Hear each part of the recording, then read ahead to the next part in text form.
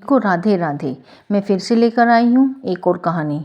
उम्मीद करती हूँ ये सारी कहानियाँ आप सभी को अच्छी लगती होंगी ज़रूर, तभी तो आप इतने ध्यान से और प्यार से सुनते हैं। आप सभी के प्यार के लिए बहुत बहुत धन्यवाद। ये कहानी गोवर्धन के एक झाड़ू लगाने वाले की है जो मंदिर के बाहर झाड़ू लगाता था। छोटी जाति का था जो कि मंदिर में नहीं जा सकता था। आने जाने वालों से पूछता कि ठाकुर जी ने आज कैसी माला पहनी है, कैसी पग धारण की है, कैसे रंग के वस्त्र पहने हैं। वो बताते तो वही रेत पर ठाकुर जी का वैसा ही चित्र अंकित करता। घंटों घंटों तक उसे निहारता, कहता कि अच्छा आज ऐसे लग रहे हो, बहुत सुंदर लग रहे हो ठाकुर जी।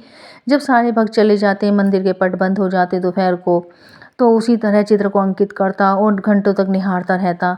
ऐसे ही एक दिन ठाकुर जी को लगा उस लड़के पर कृपा करनी चाहिए। तो एक दिन ऐसे ही वो ठाकुर जी का चित्र रेत पर बनाकर निहार रहा था। उसे ऐसा लगा कि कुछ चमक रहा है। उसने जैसे ही ऊपर को देखा तो गोवर्धन पर्वत पर साक्षात कान्हा जी खड़े हैं और वो एक पैर के सहारे खड़े हैं। कभी दूसरे पैर को उठा लेते, कभी उस दूसरे को रख लेते, पहले को रख लेते, फिर हाथों से इशारा करके उस लड़के को ऊपर बुला रहे थे। वो लड़का पहले तो देखता रहा, फिर धीरे धीरे ऊपर गया। जितने पास जाता रहा उसके तो होश खो रहे थे कि खुद ठाकुर जी साक्षात मुझे बुला रहे हैं। वो पास में गया, लो तो ठाकुर जी ने कहा, मेरे पैर में कांटा लगा है, जल्दी से निकालो, मुझे दर्द हो रहा है। ठाकुर जी ने अपना पैर उसकी गोद में रख दिया और बोले, जल्दी करो, मुझे दर्द हो रहा है। उसने निकालना चाहा मगर नहीं निकला। वो बोला, कांटा नहीं निकल रहा। तो बोले ठाकुर जी, अपने दांत से निकाल दो। वो बोला, ठाकुर जी बोले, जल्दी निकालो, मुझे बहुत दर्द हो रहा है। जिनके चरणों के लिए दुनिया तरसती है, ठाकुर जी खुद उस पर कितनी कृपा कर रहे हैं। फिर उसने कांटा निकाला और बोले, मुझे भूख लगी है, चलो अब गोविंदास के घर चलते हैं। बढ़िया बाटी बनाई है उसने खाने के लिए, चलते हैं। वो बोला, नहीं ठाकुर जी, मैं छोटी जात का हूँ, वहाँ मैं नहीं जाऊँगा।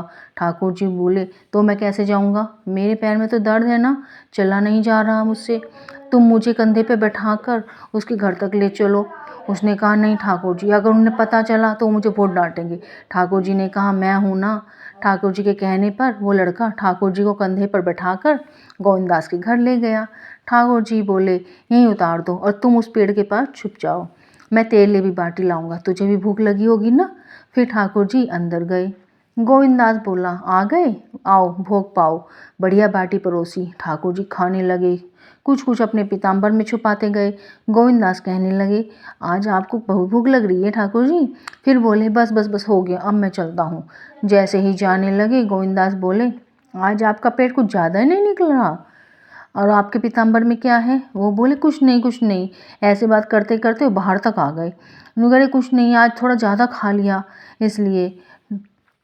गोविंदास ज़्यादा खा लिया ना इसलिए।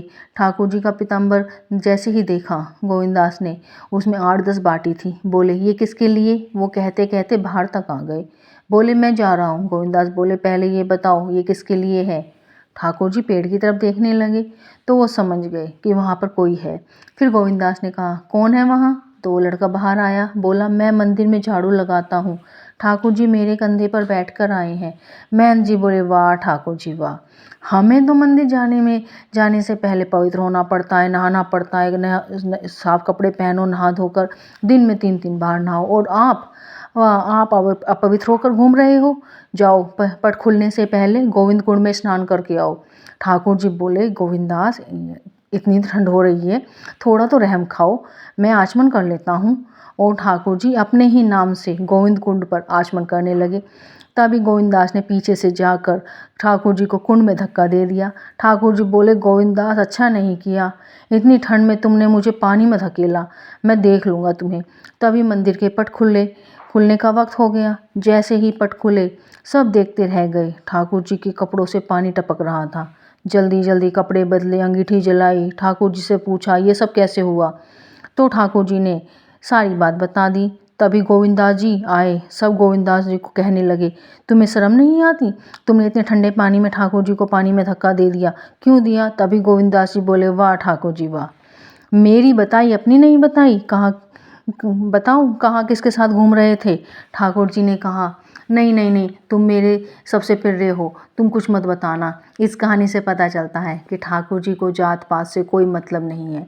वो तो बस हम मनुष्य ही हैं जो जात पात देखते हैं। ठाकुर जी को जिस पर अपनी कृपा करनी होती है वो कर ही देते हैं। अगर आपको ये कहानी अच्छी लगी हो तो कमेंट में राधे राधे ज़रूर लिखना, लाइक सब्सक्राइब करना अगर अच्छी लगे तो। फिर मिलेंगे एक और नई कहानी के साथ। राधे राधे।